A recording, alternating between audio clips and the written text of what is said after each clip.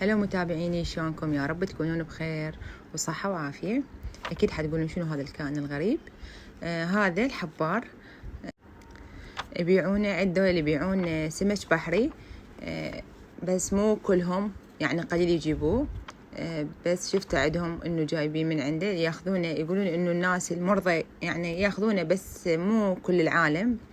يعني عدد قليل من الناس انه ياخذون هذا الحبار اللي يقدرون يجرعونه طبعا، لأنه بفوائد هواي حسب ما يقولون يعني. بس أنا من طبيت على الجوجل شفت إنه صح بفوائد هواي، بس إنه طعمه ما طيب، بالإضافة إلى إنه اللحم مالته يصير قوي.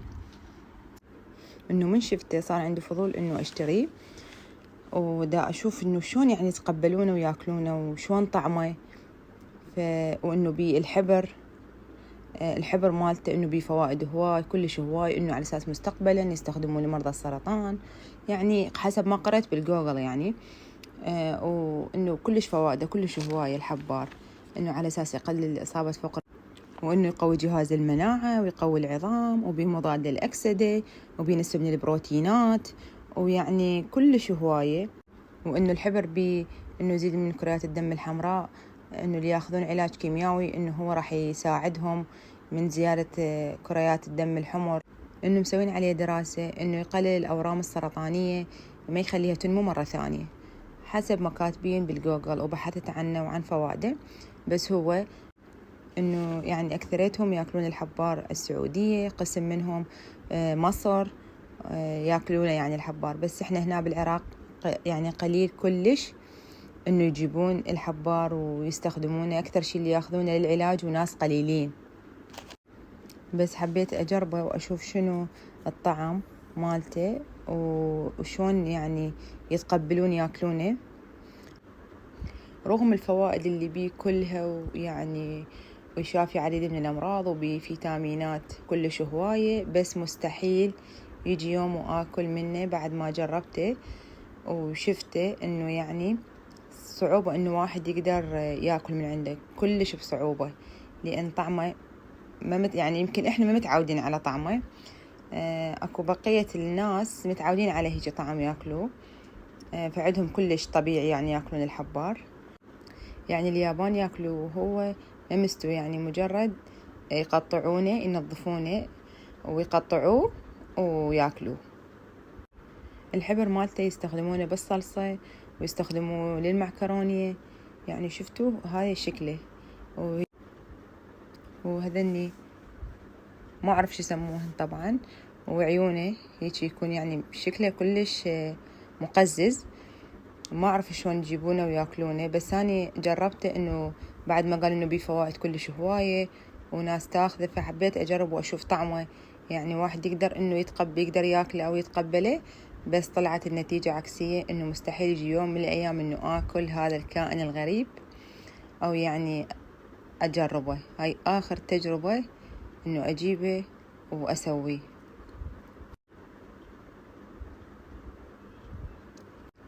يعني المصريين مجرد ينظفون الداخل، وتبقى بالداخل مالته يعني ينظفونه ويستخدمونه يحشونه تمن، ويضيفوا له صلصة لحد ما تستوي وخلاص. يعني مثل ما يحشون الباذنجان أو الشجر.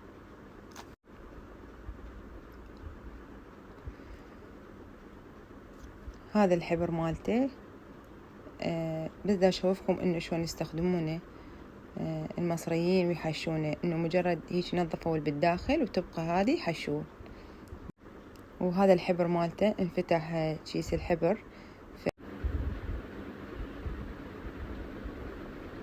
ورا ما أخلصهم تنظيف راح أغسله.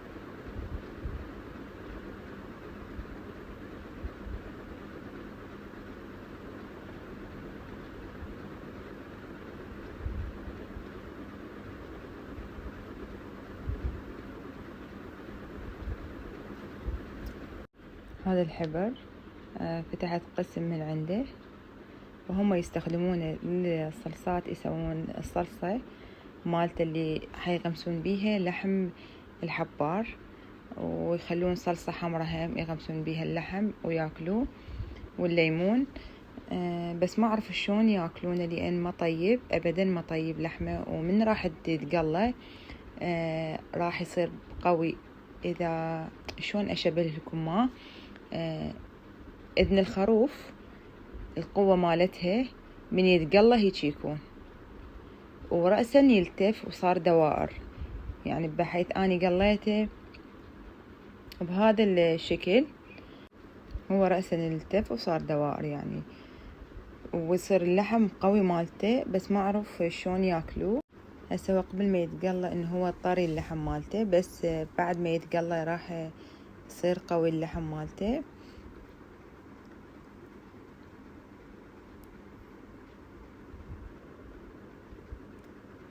كانت تجربة فاشلة ويا الحبار، وما أنصح بيه أبد رغم بكل الفوائد.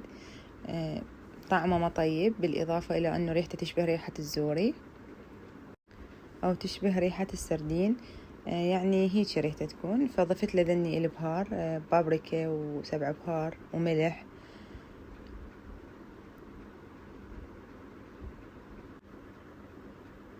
هنا بس خليته على النار هيجي بهذا الشكل صار. رأسا تلولو. هذه صلصة الحبر الحبار اللي هي بصل وشوية ثوم، وتضيفون الحبر الأسود عليها.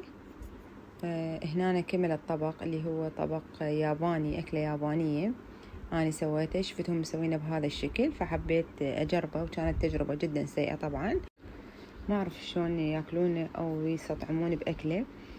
وبعدهم هو هذا الأكلة الشعبية المشهورة باليابان أكثر شيء، وهم بقية الدول الصين أو إسبانيا هم يعني ياكلون الحبار.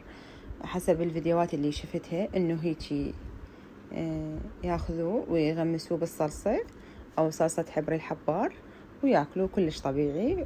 هو ما بيه ريحة، بالعكس طعمه نفس طعم السمك، بس ما نقدر إحنا نتقبله أو نتقبل طعمه. لهنا يكون خلص الفيديو. شكرا على المتابعة، مع ألف سلامة.